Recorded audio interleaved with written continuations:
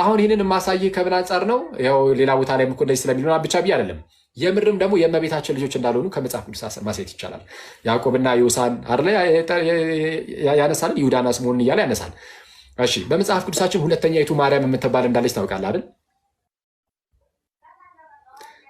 ማቴዎስ ወንጌል ምዕራፍ 28 ቁጥር 1 ላይ ለምሳሌ እስቲ ያወጣልን። ማቴዎስ ወንጌል ምዕራፍ 28 ቁጥር 1 አዲሱ መደበኛ ትርጉም ነው ያለኝ፣ በእሱ ላንብብልህ። እሺ ያም ሰንበት ካለፈ በኋላ በሳምንቱ መጀመሪያ ቀን ጎህ ሲቀድ ማርያም መግደላዊትና ሌላ ማርያም መቃብሩን ሊያዩ ሄዱ። ያው ግልጽ ነው እዚህ ጋር ሁለት ማርያሞችን እንደጠቀሰ ይሄ ልታሳየኝ እንደሆነ ማለት ነው። አዎ ማርያም መግደላዊት እና ምን አለ? ሌላዋም ማርያም በመቃብር ሲሄዱ ሊያዩ ሄዱ። ሌላዋ ማርያም። እሺ አዲሱ መደበኛ ትርጉም ሌላዋ ማርያም ብሎታል። እሺ እንዳነበብክልን ከሆነ ዋናው ትርጓሜ ደግሞ ሁለተኛይቱ ማርያም ይላታል። ሌላዋ ማርያም ወይም ሁለተኛዋ ማርያም የምትባል እንዳለች ታውቃለህ? ብዙ ማርያሞችም ይኖራሉ። አይ አትሊስት አሁን እዚህ ጋር አሁን የጌታችን እናት ማርያም ስትጠቀስ ምን እየተባለች ነው የምትጠቀሰው?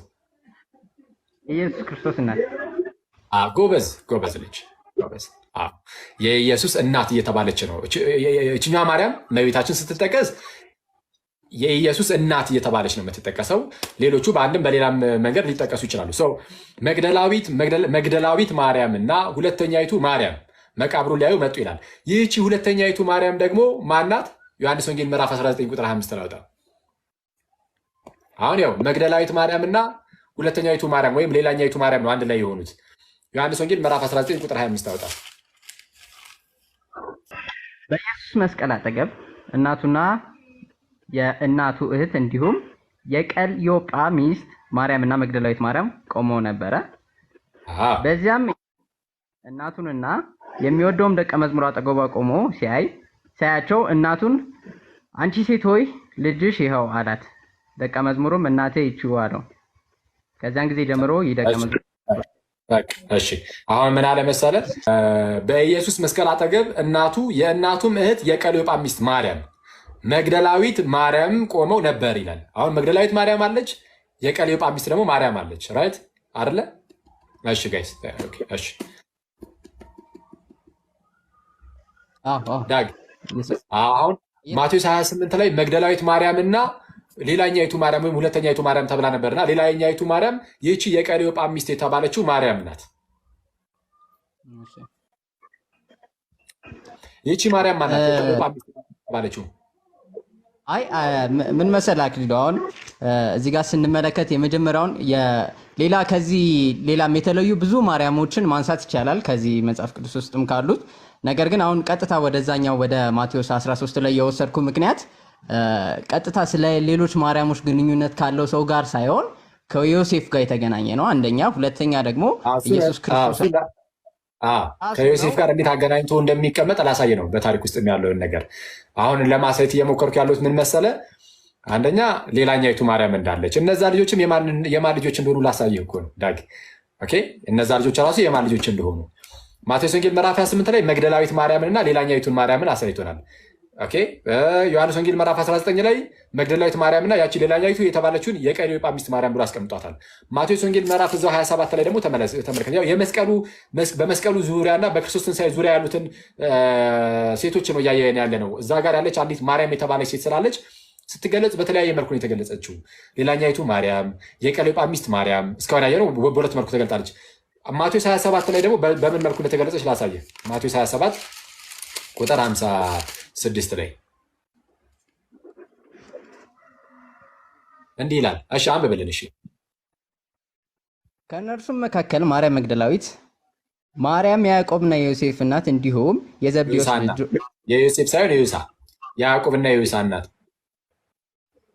ኦኬ አዲሱ መደበኛ ትርጉም ላይ የያዕቆብና የዮሴፍ ነው። እሺ የዮሳ እናት እንዲሁም የዘብዴዎስ ልጆች ዮሴፍ ይላል የእንትን ላይ አጋጣሚ። እሺ ወይም በስልክ ላውጣውና ነው። ከእነርሱም መግደላዊት ማርያምና ያዕቆብና የዮሳ። እሺ የጽሁፉ ችግር ነው። የዮሳ እናት ማርያም ዘብዴዎስ ብሎታል። ያሳዝናል። ሳድ አዲሱ መደበኛ ትርጉም ዮሳን ዮሴፍ ብሎታል። ያዕቆብና የዮሳ የሚል ማቴዎስ 13 ላይ አለ አይደለ? እሱን ቀይሮት ዮሳ የሚለውን ዮሴፍ ብሎታል።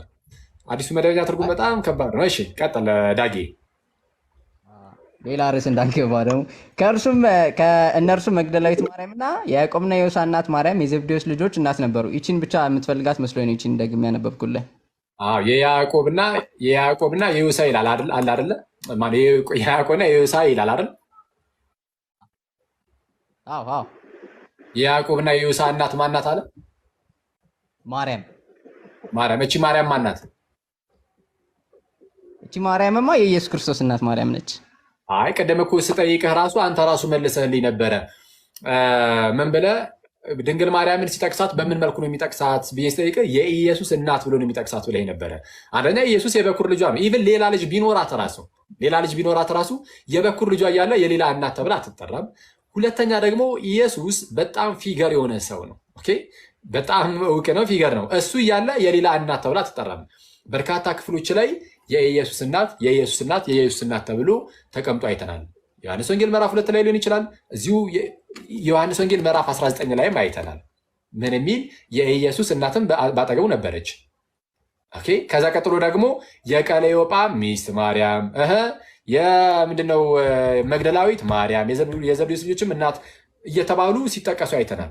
ማርያምን ሲጠቅስ ኢየሱስ እያለ ትልቅ ፊገር የሆነው ኢየሱስ እያለ እንዴት ነው የያዕቆብና የዮሳ እናት ልትባል የምትችለው? እሺ ግን እዚህ ጋር ምን ታያለህ መሰለህ? እዚህ ጋር የአጠቃቀሱን ለምን እንደዚህ ጠቀሱ ምናምን ሌላ ይሹ ሊሆን ይችላል። ነገር ግን እዚህ ጋር ሁለት ማርያሞችን ያስቀምጣል። መግደላዊ ማርያምና የያዕቆብና የዮሳ እናት ማርያም ብሎ ያስቀምጣል። ከዛ ተመልሰ ይሄንኑ የሚደግፍ ቃል የምታገኘው እዛው ቅድም ያነበብንበት ቦታ ነው።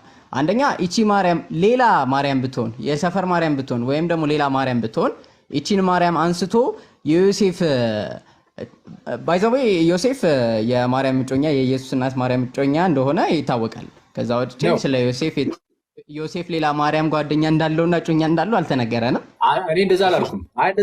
እንደዛ አይደለም። ሌላ ማርያም እጮኛ አለችው እኮ አላለም። እሱማ ልነግርህ እኮ ነው። ቢያንስ ግን የያዕቆብና የዮሳ እናት ሌላ ማርያም እንደሆነች ላሳየ ነው። ሌላ ማርያም እንደሆነች እኮ ማስረጃ አለኝ።